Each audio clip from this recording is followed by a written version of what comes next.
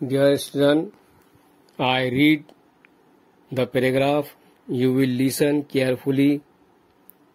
Their way back home was also equally difficult, but Yuan Chang managed to reach China safely along with the scripture. This was a great achievement.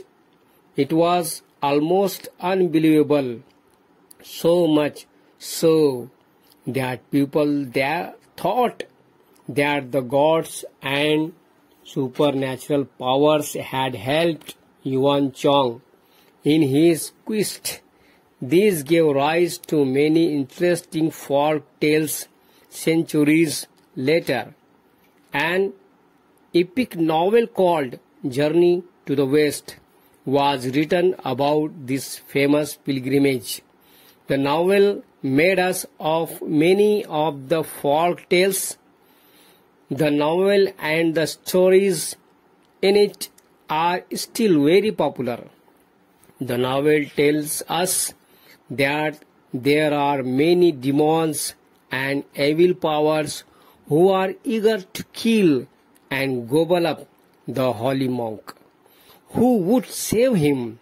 Who would vanquish the demons?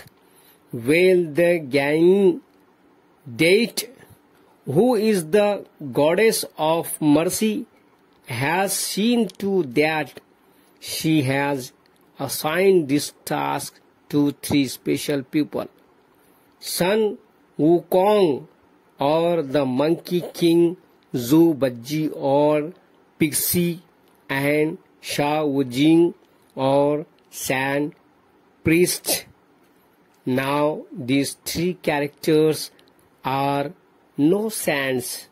In fact, though they all have supernatural powers,